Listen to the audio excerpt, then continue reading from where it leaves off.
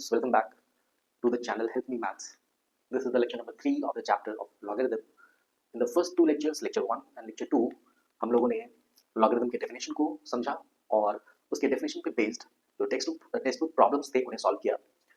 अब हम lecture number 3 में 3 important laws of logarithm जिनको कि product law, quotient law और power law कहा जाता है उन्हें डिस्कस करेंगे और इनके प्रूफ्स भी हम इस लेक्चर में देखेंगे. अगर आप देखेंगे तो इसमें आपको बेस चेंजिंग रूल नहीं दिखेगा. वो बेस चेंजिंग रूल हम लोग लेक्चर नंबर 4 जो होगा इस सीरीज का उसमें डिस्कस करेंगे. ओके, तो फिलहाल तो हम क्या करते हैं कि अपने लेक्चर को स्टार्ट करते हैं और सबसे पहले ये जो रूल्स हैं, ये जो लॉज हैं, इन्हें हम डिराइव करते हैं. इनके फॉर्मूले का जो प्रूफ है पहले उसे डिराइव करते हैं. अच्छा, इनको डिराइव करने के लिए हम क्या करेंगे, लॉगरिथम के डेफिनेशन को ही यूज करेंगे.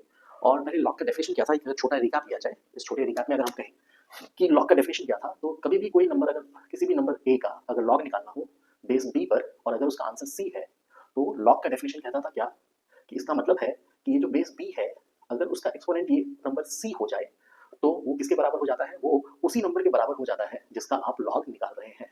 यानी कि हम लोगों ने डेफिनेशन ऑफ लॉगरिथम में सीखा था कि लॉग का कोई भी जो इक्वेशन है हम उसे सक्सेसफुली कन्वर्ट कर सकते हैं क्या, एक्सपोनेंट के इक्वेशन में. हम इसी रूल का, इसी डेफिनेशन का इस्तेमाल करेंगे इन तीनों लॉज को प्रूव करने के लिए. इनफैक्ट इन तीनों लॉज को प्रूव करने के लिए भी और डिडक्शंस में भी इसका इस्तेमाल होगा. ठीक है, तो सबसे पहले क्या करते हैं, प्रूफ से स्टार्ट करते हैं. Proof of the first law. पहला जो लॉ है वो है प्रोडक्ट लॉ. सबसे पहले प्रोडक्ट लॉ क्या कह रहा है, first look at the definition, look at the statement of the product law. Product law कह रहा है कि अगर आप किसी भी एक नंबर x का लॉग निकाल रहे हैं बेस a पर और एक दूसरा नंबर है y, उसका भी अगर आप लॉग निकाल रहे हैं सेम बेस a पर, this is very very important कि बेस आपका सेम होना चाहिए. ठीक है, और अगर आप इन दोनों चीजों का जो लॉग निकाल रहे हैं, लॉग x और लॉग y, अगर आप इसे ऐड करें तो ये बिल्कुल बराबर हो जाता है किसके, this is equal to the logarithm of the two quantities x and y का multiplication with the same base a. This is the product law. इस लॉ को हम प्रोडक्ट लॉ कहते हैं. अब इसे प्रूफ कैसे किया जाता है, how do we prove it. तो इसको प्रूव करने के लिए हम सबसे पहले अजम्पशन लेते हैं. अजम्पशन क्या लिया जाता है कि ये जो आपकी क्वांटिटी है, ये जो आपका एक्सप्रेशन है log of x to the base a, इसे सबसे पहले आप कोई एक क्वांटिटी, कोई एक नंबर m के बराबर अज्यूम कर लीजिए. Let us suppose log of x to the base a is equal to m. Similarly log of y to the base a को आप एक नंबर n के बराबर, इसका कुछ ना कुछ तो आंसर होगा ना, तो इसका जो भी आंसर है उसको आप एक नंबर n के बराबर अज्यूम कर लीजिए. और ये जो राइट हैंड साइड में जो एक्सप्रेशन है log of xy to the base a, इसे आप किसी भी एक quantity, let us suppose p के बराबर हम अज्यूम कर लेते हैं. अब हमें क्या साबित करके दिखाना है, हमें साबित करके दिखाना है कि अगर m प्लस n किया जाए तो वो p के बराबर होगा. हमें ये शो करके दिखाना है. ठीक है, कैसे प्रूव करेंगे. Now first we will begin with the definition of the logarithm. हमने अज्यूम किया है क्या कि log of x to the base a है, उसे हमने m के बराबर अज्यूम किया. Using the definition of logarithm हम क्या कह सकते हैं, हम कह सकते हैं कि x जो है वो a to the power m के बराबर है ना. हमने ये तो डेफिनेशन ऑफ लॉगरिथम सीखा हुआ है. अगर हम इसी तरीके से log ऑफ y को देखें टू द बेस a, इसे हमने n अज्यूम किया है, तो हम यहाँ से लिख सकते हैं क्या कि आपका जो y है वो a to the exponent n के बराबर है. And similarly log of xy to the base a को हमने p के बराबर अज्यूम किया है. इसमें आप गौर करिएगा, सभी बेसिस सेम है. This is very very very very important कि आपके बेसिस सेम होने चाहिए. अगर आपके बेसिस सेम नहीं होंगे तो this rule is not valid. This is very important pitfall. ये बच्चे यहाँ पे काफी मिस्टेक करते हैं, वो इस लॉ को अप्लाई कर देते हैं without looking at the base. Base देखना बहुत जरूरी है इसमें. तो नाउ कमिंग बैक, यहाँ पर log xy to the base a p के बराबर अज्यूम किया गया है, जिसका मतलब है कि ये जो प्रोडक्ट xy है वो a to the exponent p के बराबर है from the definition of the logarithm.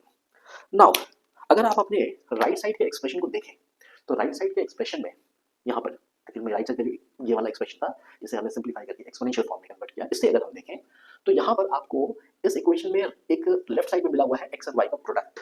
अब ये x और y का प्रोडक्ट आपको कहाँ से मिल सकता है. x और y का प्रोडक्ट आपको, ये जो आपने दो कन्वर्जन्स किए हैं, दो एक्सपोनेंट फॉर्म्स लिखे हैं, इसमें x जो है वो a to the exponent n है और y जो है वो a to the exponent n है. अगर हम इन दोनों एक्सप्रेशन को अगर मल्टीप्लाई करते हैं, इन दोनों को अगर हम क्या करें मल्टीप्लाई करके लिखते हैं xy, तो वो कितने के बराबर होगा, वो बराबर होगा a to the exponent m multiplied by a to the exponent n के बराबर. हाँ या ना. अब ध्यान से देखिए, हमने एक्सपोनेंट के रूल्स पे सीखा है कि अगर आपके एक्सपोनेंट्स के बेसिस सेम हो और वो दोनों जो क्वांटिटीज हैं अगर मल्टीप्लिकेशन में है तो एक्सपोनेंट्स आपस में क्या हो जाते हैं, ऐड हो जाते हैं. यानी इसे हम सिंप्लीफाई करके लिख सकते हैं a to the exponent m plus n के बराबर. हाँ या ना. यानी सक्सेसफुली xy जो है उसे हम लिख सकते हैं यूजिंग दीज टू एक्सप्रेशंस कि xy जो है वो a to the exponent m plus n के बराबर है.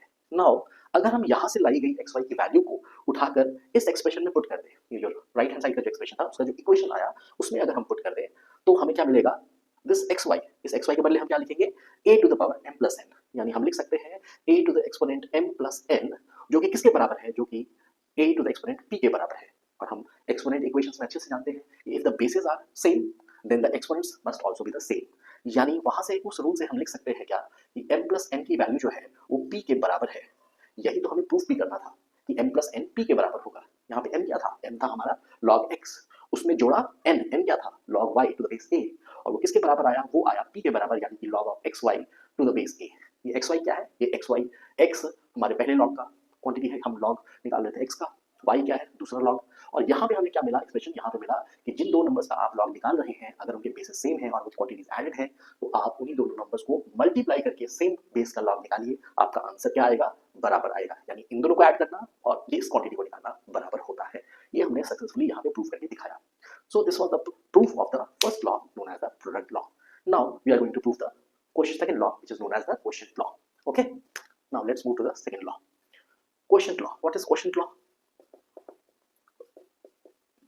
Now the question law is stating कि अगर आप log निकालें किसी क्वांटिटी x का टू द बेस a और उसमें से सब्ट्रैक्ट कर दें another log of a number y to the same base a, ये ध्यान रखना है कि बेस आपका सेम होना चाहिए, otherwise these laws don't work. Okay, so अगर ये डिफरेंस निकाला गया है that difference will be equal to the log of the first quantity, the positive quantity divided by the negative quantity, that is y, है ना। ये जो हमारा यहाँ पे log ऑफ y था वो क्वांटिटी क्या थी, ये पूरी क्वांटिटी नेगेटिव थी, वो डिनोमिनेटर में चला जाता है, डिवीजन में चला जाता है, और इस रूल में भी, इस लॉ में भी बेस क्या रहेगा, a ही रहेगा। This law is known as the quotient law. अब प्रूफ कैसे करेंगे, बिल्कुल सिमिलर प्रूफ है इसका भी। हम क्या करेंगे, सबसे पहले log x को एक क्वांटिटी m अज्यूम कर लीजिए, log of y to the base a को आप एक क्वांटिटी n अज्यूम कर लीजिए, and log of x divided by y to the base a को आप एक क्वांटिटी p अज्यूम कर लीजिए। आपको क्या शो करना है, just we have to show कि m में से n को माइनस करने पर p आना चाहिए। हमें बस ये प्रूफ करके दिखाना है कि इसमें से इसको माइनस करिए, आपके पास ये क्वांटिटी मिल जाएगी। कैसे मिलेगी, of course we are first of all ये जो एक्सप्रेशंस हैं आपके पास log of x log of y, इन सारे एक्सप्रेशंस को हम क्या करेंगे, ये लॉगरिथमिक एक्सप्रेशंस हैं, इन्हें हम एक्सपोनेंशियल इक्वेशंस में कन्वर्ट करेंगे using the definition of log। आइए देखते हैं कैसे। हमने क्या किया था, log of x to the base a को m अज्यूम किया था, हाँ या ना। नाउ यहां से हम लिख सकते हैं कि x जो है वो a to the exponent m के बराबर है from the definition of log। Now again log of y to the base a हमने n अज्यूम किया है, यहां से हम लिख सकते हैं y जो है वो a to the exponent n है, again using the definition of log, and similarly log of x by y to the base a को हमने p अज्यूम किया है, इसे हम x बाय y को लिख सकते हैं a to the exponent p, again using the definition of logarithm. Now अगर हम अपने राइट हैंड साइड की जो एक्सप्रेशन है जिसका एक्सपोनेंशियल इक्वेशन जो यहाँ पे बना है, इसे अगर ध्यान से देखें तो उस इक्वेशन के लेफ्ट हैंड साइड में है x बाय y, x को y से डिवाइड किया गया है। अब ये डिवीजन कहाँ से प्राप्त कर सकते हैं हम, ये डिवीजन हम प्राप्त कर सकते हैं अगर इस क्वांटिटी x को इस क्वांटिटी y से डिवाइड कर दिया जाए। चलिए डिवाइड करते हैं। Now x by y can be written as a to the exponent m divided by e to the exponent n, हाँ या ना। एंड आप सभी ने एक्सपोनेंट चैप्टर पढ़ा हुआ है, एक्सपोनेंट चैप्टर में आपको पता है कि अगर बेसिस सेम हो और डिवीजन हो रखा हो तो जो डिनोमिनेटर वाला जो एक्सपोनेंट होता है वो ऊपर में जाके सब्ट्रैक्ट हो जाता है, that is it can be written as a to the exponent m minus n, हाँ या ना। यानी x बाय y को हम a to the exponent m minus n लिख सकते हैं। अगर हम यहाँ से x बाय y की जो वैल्यू आई है उसे सब्सटीट्यूट कर दे कहाँ पर, हमारे राइट हैंड साइड का जो एक्सप्रेशन था उसका जो एक्सपोनेंशियल इक्वेशन है उसमें पुट कर, अगर सब्स्टिट्यूशन कर दिया जाए x बाय y की वैल्यू को, तो हम लिख सकते हैं instead of x by y we can write a to the exponent m minus n which is equal to a to the exponent p, हाँ या ना। और इस इक्वेशन को देखकर आपको समझ में आ गया होगा कि हमारे इस एक्सपोनेंशियल इक्वेशन में बेसिस सेम है तो उनके एक्सपोनेंट्स भी क्या होने चाहिए, सेम होने चाहिए, यानी कि m माइनस n p के बराबर होना चाहिए। यही तो हमें प्रूफ भी करना था, यही तो प्रूफ करना था। m क्या है, m is this expression log of x to the base a, यही तो m है। इसमें से n को माइनस किया यानी किसको, log of y to the base a को माइनस किया, वो किसके बराबर आ गया, p के बराबर, यानी कि log of x by y to the base a। ध्यान रखना बेसिस सेम होने चाहिए तभी आप ये रूल अप्लाई करेंगे, अन्यथा नहीं। Okay, so this is the question law. Easy है, प्रूफ काफी है ना। एक बार आप क्या कीजिए, जितने भी आपके लॉग के जो एक्सप्रेशंस हैं उन्हें एक्सपोनेंट के फॉर्म में कन्वर्ट कर लीजिए और फिर आप वहां से उसको यूज कर सकते हैं प्रूफ के लिए। Now let's move to the power law. आइए पावर लॉ देखते हैं। What is power law? Power law कहता है कि अगर आपने लॉग निकाला है किसी एक क्वांटिटी x का जिसके ऊपर खुद में एक एक्सपोनेंट m लगा हुआ है, आप x to the exponent m का लॉग निकाल रहे हैं to some let us suppose some positive base a, ठीक है, और इसी की वैल्यू बराबर होती है ये जो एक्सपोनेंट वाला जो नंबर है, यहाँ पे जो भी एक्सपोनेंट में नंबर होगा that number will be multiplied with log of x to the same base a। यही पावर लॉ है। पावर लॉ क्या कहता है? पावर लॉ क्या कहता है कि आपका जो ये एक्सपोनेंट है, जिस जैसे किसी भी क्वांटिटी का आपने किसी भी क्वांटिटी का अगर लॉग निकाला है, उसका जो एक्सपोनेंट है वो एक्चुअली में यहाँ से उठकर मल्टीप्लिकेशन में कन्वर्ट लाया जा सकता है, ठीक है। तो इसको प्रूफ कैसे करेंगे? How we are going to prove this law? Of course हमारा जो मोडस ऑपरेंडी रहेगा, यानी कि हमारा जो मेथड रहेगा प्रूफ करने का, वो बिल्कुल सिमिलर रहेगा कि हमारे पास दो एक्सप्रेशन है, एक लेफ्ट हैंड साइड का, एक राइट हैंड साइड का। हम दोनों को सबसे पहले एक्सपोनेंशियल इक्वेशंस में कन्वर्ट करेंगे और बाद में दिखाएंगे कि दोनों जो एक्सप्रेशन है वो बराबर है। सबसे पहले क्या कीजिए, ये जो आपका लेफ्ट हैंड साइड का एक्सप्रेशन है, इसकी वैल्यू को लेट अस सपोज इसकी वैल्यू क्वांटिटी b के बराबर है, लेट अस सपोज, है ना। एंड ये जो क्वांटिटी है राइट हैंड साइड में m multiply by log of x to the base a, let us suppose this is equal to another quantity c, let us suppose. मुझे साबित क्या करना है? मुझे साबित करना है कि b और c बराबर है। आई हैव टू प्रूव कि b और c बराबर है। कैसे प्रूव किया जाएगा देखते हैं। सबसे पहले क्या कीजिए, ये जो एक्सप्रेशन है यहाँ से आप एक एक्सपोनेंशियल इक्वेशन क्रिएट कीजिए। आपने क्या किया, log of x to the exponent m to the base a वो b के बराबर अज्यूम किया हुआ है। Using the definition of log आप लिख सकते हैं x to the exponent m वो कितने के बराबर होगा? वो बराबर होगा a to the exponent b के बराबर, है ना। ये जो पूरी क्वांटिटी है जिसका आपने log निकाला है वो किसके बराबर हो जाएगा? वो इस log के बेस टू द एक्सपोनेंट ये वाला नंबर हो जाता है ना। यही तो log का डेफिनेशन है। नाउ अगर हम राइट साइड को देखें तो राइट साइड में लिखा हुआ है m multiplied by log of x to the base a। इस पूरी क्वांटिटी को हमने c माना है तो हम लिखेंगे m multiplied by log of x to the base a is equal to c। अब यहाँ से हमें जब log को हटा के एक्सपोनेंट फॉर्म में डालना है तो सबसे पहले देखो ये जो log है वो m से क्या हो रखा है? मल्टीप्लाई हो रखा है। तो सबसे पहले आप इस m को रिमूव करो, ये मल्टीप्लिकेशन हो रखा है, आप उसे ट्रांसपोज करके राइट साइड डाल दो तो फिर आपको मिलेगा क्या? log of x to the base a जो है वो c बाई m के बराबर है। यहाँ से हम द डेफिनेशन ऑफ लॉगरिथम को अप्लाई करेंगे और एक्सपोनेंशियल इक्वेशन क्रिएट करेंगे। कैसे? ये जो x है उसे हम लिख सकते हैं a to the exponent c by m, हाँ या ना। इस x को ऐसा लिखा जा सकता है a to the exponent c by m using the definition of logarithm. अब क्या किया जाए? अब हम क्या करेंगे, ये जो राइट साइड का जो एक्सप्रेशन था लॉग का, हमने क्या किया, उसको एक्सपोनेंशियल इक्वेशन में डाला कि यहाँ से जो x की वैल्यू मिली, इस x की वैल्यू को हम सब्स्टिट्यूट कर देंगे हमारे लेफ्ट हैंड साइड में जो हमने जो इक्वेशन एक्सपोनेंशियल इक्वेशन प्राप्त किया था उसमें। आइए उसको सब्स्टिट्यूट करके देखते हैं हमें क्या मिलता है। Now instead of this x, ये जो x लिखा हुआ है ना जिसके ऊपर एक्सपोनेंट m लगा है, इस x के बदले हम क्या लिखेंगे? a to the exponent c by m। तो हम लिख सकते, हमारे पास क्या है? हमारे पास दिया हुआ है x to the exponent m, वो किसके बराबर है? a to the exponent b के बराबर। इस x के बदले हम क्या लिखेंगे? a to the exponent c by m। और इसके ऊपर कौन सा एक्सपोनेंट, हमने x के बदले लिखा और इसके ऊपर कौन सा एक्सपोनेंट लगा हुआ है? m लगा हुआ है। आप यहाँ पर m लगा दीजिए और वो किसके बराबर होना चाहिए? वो बराबर होना चाहिए a to the exponent b के बराबर, है ना। यहाँ पे दिया हुआ है ना, वो a to the exponent b के बराबर होगा। नाउ इसे अगर सिंप्लीफाई करें तो देखिएगा, आपने एक्सपोनेंट चैप्टर में पढ़ा है कि अगर किसी भी नंबर का एक्सपोनेंट हो और कोई पावर क्रिएट हो वहां पर और उसके ऊपर भी कोई एक्सपोनेंट लगा हो तो वो दोनों एक्सपोनेंट्स आपस में क्या हो जाते हैं? मल्टीप्लाई हो जाते हैं। यानी a to the exponent c by m multiply हो जाएगा m के साथ और देखिए m और m कैंसिल हो जाएगा। आपके पास क्या बचेगा? आपके पास बचेगा a to the exponent c जो कि किसके बराबर है? जो कि बराबर है a to the exponent b के बराबर, हाँ या ना। और यहाँ से आपको दिख रहा है कि किसी भी एक्सपोनेंशियल इक्वेशन में अगर बेसिस सेम हो तो एक्सपोनेंट भी क्या होते हैं? बराबर होते हैं। यानी कि हम लिख सकते हैं c जो है वो b के बराबर है, जिससे कि हम कह सकते हैं क्या कि b जो है वो c के बराबर है। और वही हमें प्रूफ भी करना था, यही चीज हमें प्रूफ करनी थी कि b वाला जो एक्सप्रेशन है यानी कि जो लेफ्ट हैंड साइड का एक्सप्रेशन है वो हमारे राइट हैंड साइड के एक्सप्रेशन के बराबर आ गया। सो this is proof of the power law. I hope आपको अच्छे समझ में आया होगा पावर लॉ को, नहीं भी आया तो कोई बात नहीं, आप इसको दोबारा से एक बार देख लीजिए कि हमने कहाँ से कौन सी वैल्यू को किस एक्सप्रेशन में पुट किया और सिंप्लीफाई किया। Okay, so these are the three proofs of the three important very important laws of the logarithm। और इन्हीं तीनों लॉज से आप क्या करते हैं, मैक्सिमम जो क्वेश्चन 80% ऑफ द क्वेश्चन जो आपके होंगे आपके टेक्स्ट बुक में वो इन्हीं तीनों लॉज की मदद से सॉल्व होंगे। ठीक है, नाउ हम आगे बढ़ने से पहले हम क्या करेंगे, हम ये जो दो इंपॉर्टेंट रूल्स हैं लॉगरिथम के, पहले इन दोनों रूल्स को डिस्कस करेंगे कि दोनों रूल्स क्या हैं, बिकॉज ये दोनों रूल्स बहुत ज़्यादा इस्तेमाल होते हैं हमारे लॉग के प्रॉब्लम को सिंप्लीफाई करने में। तो फर्स्ट रूल क्या है, फर्स्ट रूल देखा जाए, रूल नंबर वन।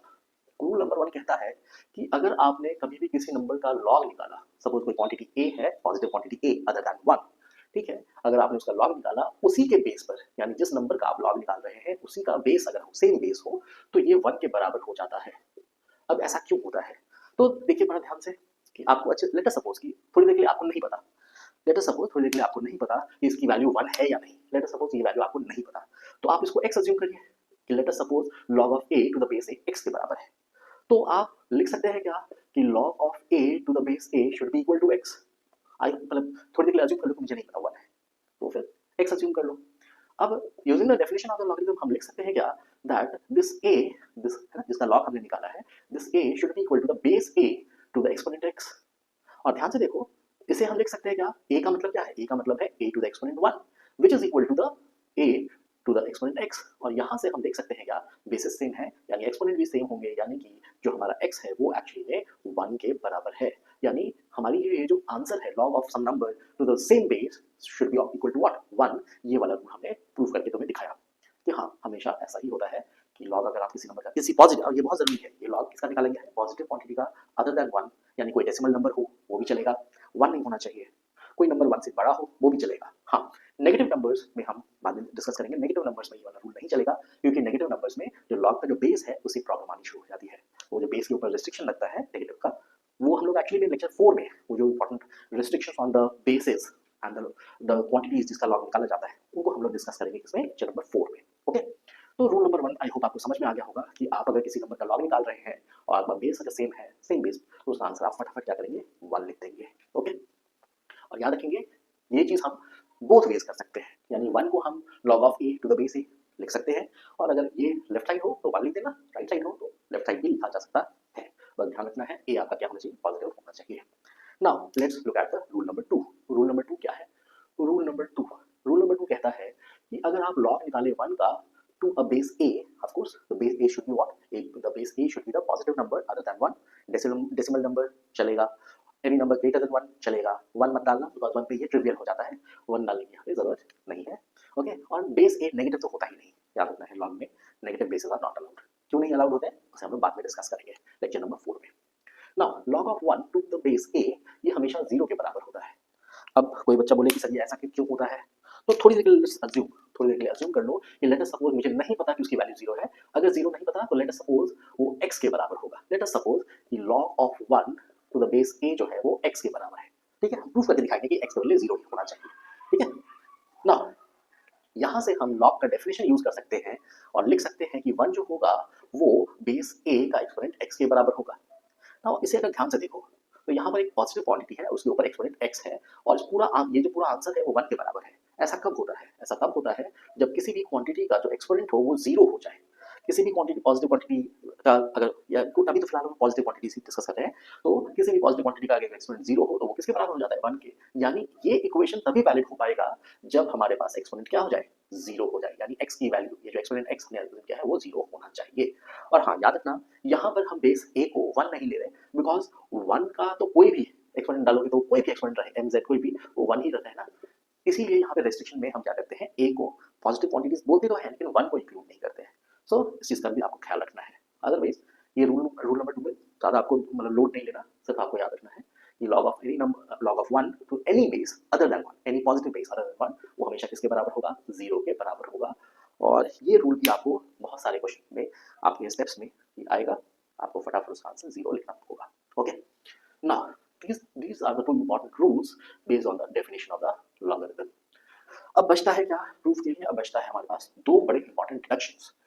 ये जो दो इंपॉर्टेंट रूल्स और निकल के आते हैं, ये लॉज ऑफ जो लॉगरिथम आपने सीखे हैं इसी के रूल्स, फर्दर जो रूल्स लोग मतलब फर्दर एप्लीकेशन बोल सकते हैं, वहां से ये दो इंपॉर्टेंट रूल निकल के आते हैं।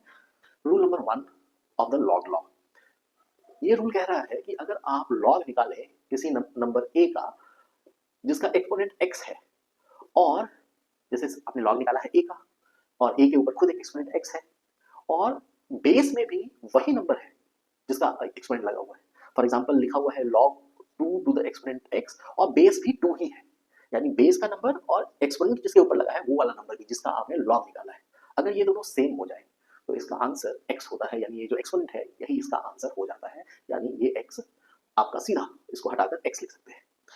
यानी अगर कोई यहाँ पे लिख दे log of 2 to the base 2 और एक्सपोनेंट में 5 है तो इसका आंसर क्या हो जाएगा, 5 हो जाएगा। यही रूल कहता है ये। अब सबसे पहले तो बात यही आती है कि सर ये रूल क्यों है, कैसे है ये रूल। तो इसे समझने के लिए हम बहुत आराम से देख सकते हैं। क्या हम देख सकते हैं कि हमने अभी पावर लॉ सीखा। पावर लॉ कहता है अगर किसी भी नंबर का लॉग निकाल रहे हैं और उसके ऊपर कोई एक्सपोनेंट अगर लगा हुआ है तो आप क्या कह सकते हैं, यूजिंग द पावर लॉ आप लिख सकते हैं this log a to the exponent x to the base a। इसमें आप इस एक्सपोनेंट को मल्टीप्लिकेशन में ला सकते हैं, किसके मल्टीप्लिकेशन में, log of a to the base a के, हाँ या ना। और अभी थोड़ी देर पहले हमने क्या किया, एक इंपॉर्टेंट रूल सीखा था, हाँ या ना। हमने सीखा था कि अगर आप किसी संख्या का लॉग निकाल रहे हैं और उसी बेस पर तो ये जो क्वांटिटी होती है ये 1 के बराबर हो जाती है, यानी कि ये बन गया x multiplied by 1 that is x। यानी कि ये जो क्वांटिटी है log of a to the exponent x कितने बेस पर, a के बेस पर, इसका आंसर कितना है x। So this is the important deduction number 1 का प्रूफ। ओके, आई होप अच्छे से समझ में आया होगा। काफी आसान सा प्रूफ है इसका, बस आपको यहाँ पे पावर लॉ को देखना था कि यहाँ पे ऑब्जर्व करना था कि यहाँ पे पावर लॉ का यूज हो रहा है and the important rule of the law use हो रहा है। ओके, नाउ अब हम लोग देखेंगे the second deduction. Second deduction क्या कह रहा है, सेकंड डिडक्शन कह रहा है कि अगर आपके पास कोई एक पॉजिटिव क्वांटिटी है, other of course other than 1, कोई भी एक नंबर है पॉजिटिव नंबर, डेसिमल नंबर हो, 1 से बड़ा नंबर हो, एनी नंबर, नेगेटिव नंबर्स के लिए ये रूल वैलिड नहीं होगा। ओके, कोई भी एक संख्या है a और उसके एक्सपोनेंट में, उसी के एक्सपोनेंट में लॉग निकाला हुआ है आपने किसी क्वांटिटी x का, और जिस क्वांटिटी का लॉग निकाला है उसका बेस जो है वो वही संख्या है जो कि इस एक्सपोनेंट के बेस में है। यानी इस एक्सपोनेंट के इक्वेशन एक्सप्रेशन में, ये पूरा क्या है, एक्सपोनेंट का एक्सप्रेशन है, इस एक्सपोनेंट के एक्सप्रेशन में बेस कौन है, a, और एक्सपोनेंट में क्या है, log ऑफ x, और उस log का बेस भी क्या है, वही संख्या जो कि एक्सपोनेंट के बेस का है, तो इसका आंसर भी x होता है। यानी कि दिस इंटायर क्वांटिटी, इस पूरे के बदले आप सेम जिसका आपने log लिखा है x, वही इसका आंसर हो जाएगा। कैसे, how we are going to prove it. इसको प्रूव करने के लिए हम क्या करते हैं, थोड़ी देर के लिए अज्यूम करते हैं, थोड़ी देर के लिए हम अज्यूम करते हैं क्या, कि लेट अस सपोज कि इसका आंसर, लेट अस सपोज इसका आंसर मुझे नहीं पता, लेट अस सपोज इसकी वैल्यू x ना होकर कोई एक अनदर क्वांटिटी y है। लेट अस सपोज, हम थोड़ी देर के लिए अज्यूम कर रहे हैं कि मुझे नहीं पता कि x के बराबर होगा कि नहीं, तो कोई एक अनदर क्वांटिटी y है, पता नहीं क्या है ये। नाउ हम क्या लिख सकते हैं, हम लिख सकते हैं यहाँ पर a to the exponent log of x to the base a, इस क्वांटिटी को हम लिख सकते हैं y के बराबर। ठीक है, थोड़ी देर हमें नहीं पता कि वो x है, तो लेट अस सपोज वो y के बराबर होगा। अब यहाँ पर एक स्टेप करने वाले हैं, उस स्टेप को कहा, वो बड़ा ही इंपॉर्टेंट स्टेप है, वेरी वेरी क्रूशियल स्टेप। वो स्टेप ये है कि हम दोनों साइड में लॉग लेने वाले हैं। जैसे होता है ना कि taking square on both side या taking square root on both side, वैसा ही एक स्टेप यहाँ पे अभी हम करने वाले हैं। हम क्या करेंगे, दोनों तरफ, इस इक्वेशन के दोनों तरफ लॉग को इंट्रोड्यूस करने वाले हैं। इस क्वांटिटी का भी हम लॉग लेंगे और इस क्वांटिटी का भी हम लॉग लेंगे, और जो लॉग लिया जाएगा उसमें ध्यान रखना है कि आपको बेस इसी क्वांटिटी का रखना है। ये जो a है यही आपको बेस के लिए इस्तेमाल करना पड़ेगा। This is very very crucial. Okay, तो हम कह सकते हैं क्या, लेट अस सपोज सॉरी मैं गलत बोल दिया, हम कह सकते हैं क्या, taking log on both side of these two quantities to the base a, so we can write log to the base a, किसका लिया गया है, लिया गया है a to the exponent log of x to the base a का। इस पूरी क्वांटिटी का हमने लॉग ले लिया, कितने बेस पर, सेम बेस a पर, और इस तरफ भी हमें सेम लॉग लेना है, यानी लॉग हमने y का निकाला कितने बेस पर, a के बेस पर। ओके, नाउ अगला स्टेप क्या करेंगे, अगला स्टेप में हम यहाँ पर पावर रूल यूज करेंगे। आप देखिए यहाँ पर लॉग निकाला गया है, यहाँ पे लॉग निकाला गया है इस क्वांटिटी का, क्वांटिटी a, उसके ऊपर एक्सपोनेंट है क्या, log of x to the base a, और यूजिंग द पावर लॉ, ये जो पावर लॉ आपने सीखा, ये वाला पावर लॉ जो आपने सीखा, हमने सीखा उसमें क्या सीखा कि जो एक्सपोनेंट में क्वांटिटी होती है वो मल्टीप्लिकेशन में आ जाती है। यानी कि ये जो एक्सपोनेंट में log of x to the base a लिखा हुआ है, ये मल्टीप्लिकेशन में आ गया, किसके साथ मल्टीप्लाई होगा, ये मल्टीप्लाई होगा बची हुई क्वांटिटी यानी कि log of a to the base a के साथ, है या ना। और वो किसके बराबर है, वो बराबर है log of y to the base a के बराबर है। अब आगे क्या किया जाए, इसे जरा ध्यान से देखिए, इस लेफ्ट हैंड साइड में जो एक एक्सप्रेशन आया उसमें यहाँ लिखा हुआ है log of a to the base a, और ध्यान से देखिए रूल नंबर 1 जो हमने थोड़ी देर पहले डिस्कस किया, उस रूल्स के हिसाब से ये क्वांटिटी 1 के बराबर हो गई, यानी कि हमारा log of x to the base a जो है वो 1 के साथ मल्टीप्लाइड है ना, ये क्वांटिटी 1 हो गई, तो ये एज इट इज रह गया, और वो किसके बराबर आ गया, वो आ गया log of y to the same base a। But क्या करो, वैसे तो हम कह सकते हैं क्या कि दोनों तरफ लॉग है, सेम बेस है, तो जिन क्वांटिटीज का लॉग निकाला गया है वो क्वांटिटीज क्या होनी चाहिए, सेम होनी चाहिए। इसको कहा जाता है the equivalence of the logarithm. अगर आपने दो क्वांटिटीज का लॉग निकाला है सेम बेस पर और इक्वल टू बीच का साइन है, तो वो दो क्वांटिटीज भी क्या होनी चाहिए, बराबर। तो हम सिंपली अगर चाहें तो यहीं से कह सकते हैं कि जो हमारा x है वो y के बराबर है, यानी ये जो हमने अजम्पशन किया था, ये जो अजम्पशन किया था कि ये जो पूरी क्वांटिटी है वो y के बराबर हमने अज्यूम किया था, तो y कितने के बराबर निकल आया, y निकल आया x के बराबर, यानी कि ये सच में a to the exponent log of x to the base a वो x के बराबर ही है। हेंस प्रूव्ड, ये डिडक्शन भी हमने प्रूव कर दिया। तो ये प्रूव करने के लिए तो इस तरह हमने प्रूव कर दिया, लेकिन इसमें ज़रूरी बात क्या है, ज़रूरी बात है कि जितने भी आप इंपॉर्टेंट रूल्स देख रहे हैं इन्हें आप फटाफट यूज कर पाए अपने क्वेश्चंस में। जहां भी आपको ये सब कुछ एक्सप्रेशन नजर आए, आप फटाफट उसको शॉर्ट फॉर्म में फटाफट उसका आंसर लिख सके। इस क्वांटिटी को देखकर आप फटाफट एक्स लिख सकते हैं, इसका आंसर भी आप एक्स लिख सकते हैं। Log of some number to the same base 1 लिख सकते हैं। लॉग ऑफ 1 आपको कहीं पे भी दिखे आप उसको 0 लिख सकते हैं। These 4 important rules are going to help you in simplification question, simplifying जो क्वेश्चन होते हैं वो सॉल्व करने में आपको मदद करेंगे, ठीक है। एंड आई होप आपको ये मैंने प्रूफ बताए, सारे प्रूफ आपको अच्छे से समझ में आए। This is the first part of the lecture 3। Lecture 3 का जो सेकंड पार्ट है उसमें हम क्या करेंगे, कुछ बेसिक क्वेश्चंस को सॉल्व करेंगे, सिंप्लीफाई करेंगे using the laws of logarithm and these rules. तो मैं क्या करूँगा कि ये जो रूल्स हैं उन्हें छोटे छोटे अक्षरों में एक साइड में लिख के छोड़ दूंगा। ये जो लॉज हैं और जो रूल्स हैं उन्हें एक जगह कंपाइल करके लिख के छोड़ देता हूँ, ठीक है। जब भी यूज होगा तो मैं आपको वो रूल दिखा दूंगा, आप देखना कि प्रॉब्लम को सॉल्व करते वक्त वो रूल कैसे यूज हुआ, ओके। और आप मैं वापस से ये सारे नाम नहीं बोलूँगा, मतलब नाम नहीं लिखूँगा, ये प्रोडक्ट लॉ, क्वेश्चन लॉ, वो मैं बस बोल दिया करूँगा प्रॉब्लम को सॉल्व करते हुए। आई होप आपको अब तक ये समझ में भी आ गया होगा कि कौन सा जो लॉ है वो किस रूप में लिखा जाता है, ठीक है। सो this is the first part of the lecture 3।